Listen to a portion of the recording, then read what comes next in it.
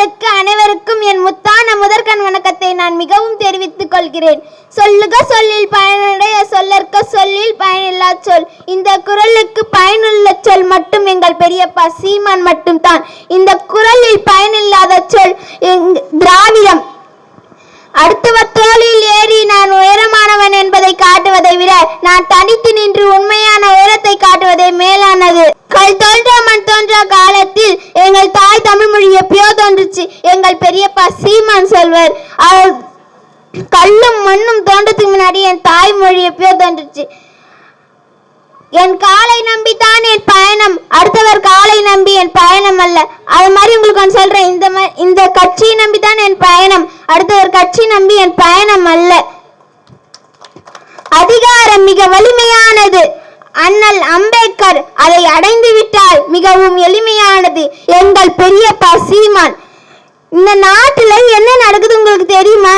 நாட்டு களிம வனத்தை கொள்ளையடிக்கிறாங்க, மலையை வெட்டுகிறாங்க.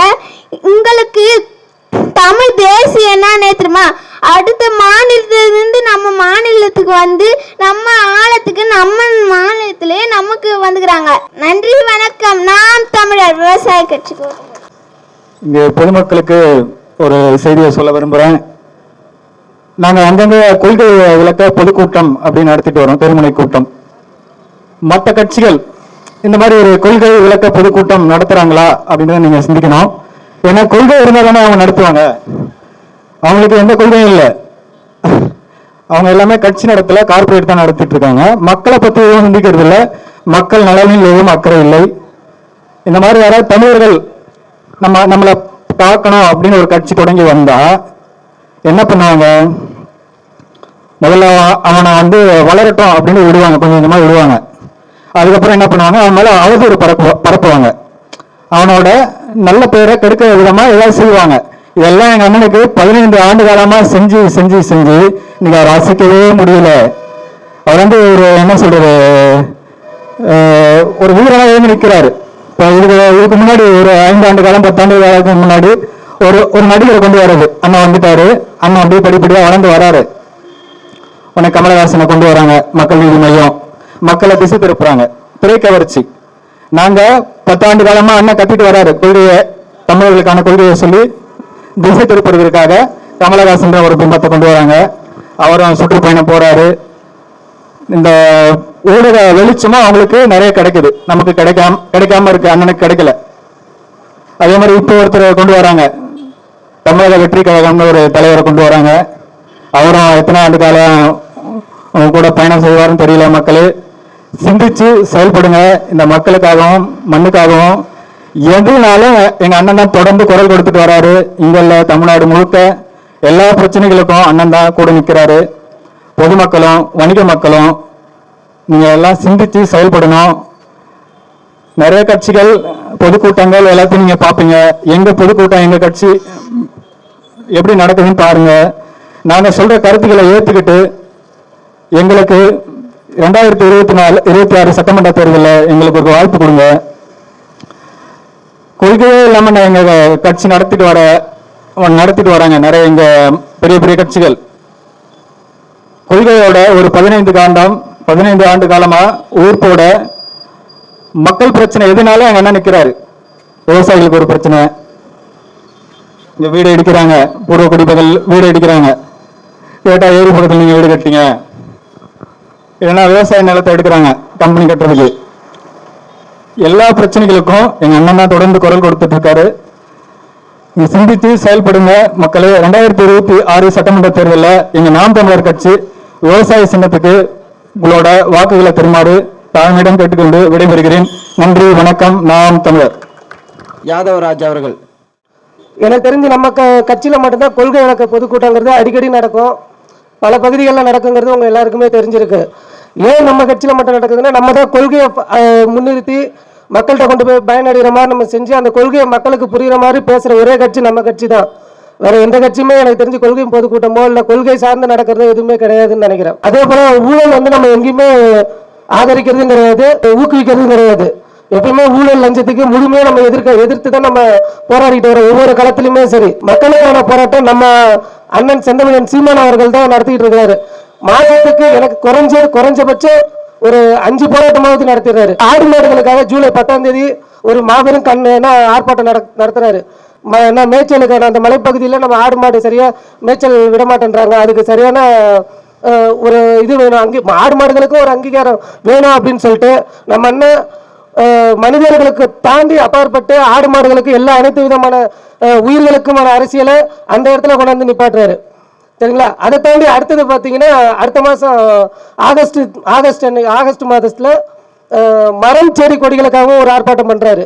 இது போல மனிதர்களை தாண்டி அனைத்து உயிர்களுக்குமான அரசியலை நம்ம அண்ணன் எப்பவுமே முன்னிறுத்துறாரு அப்படிங்கிறது உங்க எல்லாருக்குமே தெரியும். இது வந்து வெறும் கூட்டமா மட்டும் இல்லாம ஒவ்வொரு நாளும் நேரம் கிடைக்கும் போது மக்களுக்கிட்ட ஒவ்வொரு தெருவிலும் இறங்கி மக்களுக்கு கொண்டு போய் நம்ம கொள்கையை வந்து சேர்க்கணும், துண்டு பிரச்சாரம் மூலியமா கொண்டு போய் சேர்க்கணும் அப்படிங்கிறத நான் உங்கள்கிட்ட கேட்டுக்கிறேன். அதே போல மக்கள் அனைவருமே கொஞ்சம் புரிஞ்சுக்கிங்க, சுயமா சிந்திங்க. இது வரைக்கும் 60-70 ஆண்டு காலமா ஆட்சி புரிஞ்ச திமுக அதிமுக ஆட்சியை பத்தி உங்களுக்கு தெரியும். சரிங்களா? மதுபோதையில மிதக்குது இந்த ஆட்சி. இந்த தமிழ்நாடு சர்வ சாதாரணமே கிடைக்குது. லீவு நாளா இருந்தா கூட அன்னைக்கு விற்க கூடாதுன்னு சொன்னா கூட கள்ளத்தனமா விற்கிறாங்க மதுபானம். எல்லாமே சர்வ சாதாரணமாவே கிடைக்குது. இந்த மாதிரி அது கிடைக்கிறது வந்து நம்ம சில பேர் என்கரேஜ் பண்ணிக்கிறாங்க. நான் குடிக்கிறேன் டெய்லியும் குடிக்கிறேன் அப்படின்னு ஸ்டேட்டஸ்லாம் போடுறாங்க. அதெல்லாம் பார்க்கும்போது கொஞ்சம் ரொம்ப கடுப்பாக தான் இருக்கு. ஏன் அப்படின்னா அது வந்து ஒரு ஸ்டைலு, ஒரு நாகரிகம், ஒரு ட்ரெண்டிங்னு பண்றாங்க. அது வந்து தப்பான ஒரு பாதை அப்படிங்கிறது அடுத்த தலைமுறைக்கும் இப்போ இருக்க தலைமுறை வந்து அதை கொண்டு போய் சேர்க்க மாட்டேன்றாங்க. குடிக்கிறது நல்லது, குடிக்கலைன்னா அவனை வந்து குடிக்காதவனை வந்து ஒரு கெட்டவனாவே பார்க்குற உலகமாகவே இருக்குது இது. அப்படியேப்பட்ட ஆட்சி காலத்தில் நம்ம வாழ்ந்துகிட்டு இருக்கிறோம். அதனால என்னைக்குமே சிந்திக்க, அது சாதாரண இது கிடையாது. ஒரு குடி வந்து இது எனர்ஜி ட்ரிங்க்கு கிடையாது. அது மிகப்பெரிய ஒரு குடும்பத்தையும் கொண்டு போய் அழிச்சிடும், நம்ம உடல்நலத்தையும் ரொம்ப பாதிச்சிடும். அப்படிங்கிறத தெரிஞ்சாலுமே அது ஏன் குடிக்கிறாங்க, சும்மாவே அது இருந்தாலுமே அது சலிப்பே தட்ட மாட்டேன் அவங்களுக்கு. ஏன் தான் எனக்கும் புரியல. அது கொஞ்சமாச்சும் மாறணும், விட்டு கொஞ்சம் வெளியில வரணும்னா அது நம்ம சொல்லலாம். இப்போ நான் சொல்லுவேன், நான் நிறுத்திடுவேன், இன்னொருத்தவங்க சொல்லுவாங்க நிறுத்திடுவாங்க. அது வெறும் அது அப்படியே நிற்க கூடாது. இது வந்து முழுவதும் தடை பண்ணணும். அப்படி தடை பண்ணணும்னா அது இப்போ நடக்கிற இவ்வளோ நாள் நடந்த திமுக அதிமுக ஆட்சியில் கண்டிப்பாக நடக்காது. சரிங்களா? அது உங்களுக்கு எல்லாத்துக்குமே தெரியும். அது எப்படியா இருந்தாலும் உள்ளே வந்துடும். ஆனால் ஒவ்வொரு தனி மனிதனும் சுயமா சிந்திச்சு எனக்கு இந்த மதுபோதை வேணாம், தனி மனிதன் சிந்திக்கிறத தாண்டி ஒரு அரசியல் அதிகாரம் மிக முக்கியம். ஒரு நல்ல தலைவரால் மட்டும்தான் நல்ல நாட்டை கொடுக்க முடியும். 10 குரங்கு கூட்டம் இருக்குது அப்படின்னா அங்கே போய் சிங்கத்தை நிப்பாட்டினா அந்த சிங்கமும் குரங்கு மாதிரி தான் ஆகிடும். சரிங்களா? ஒரு ஒரு ஒரு தலைவருங்கிற வந்து ஒரு கம்பீரமாகவும் நேர்மையாகவும் இருக்கணும். அதுக்கு முன்னுதாரணம் எல்லாருக்குமே தெரியும். எல்லாருமே நம்ம உலக தமிழர் அனைவருக்கும் தெரியும்.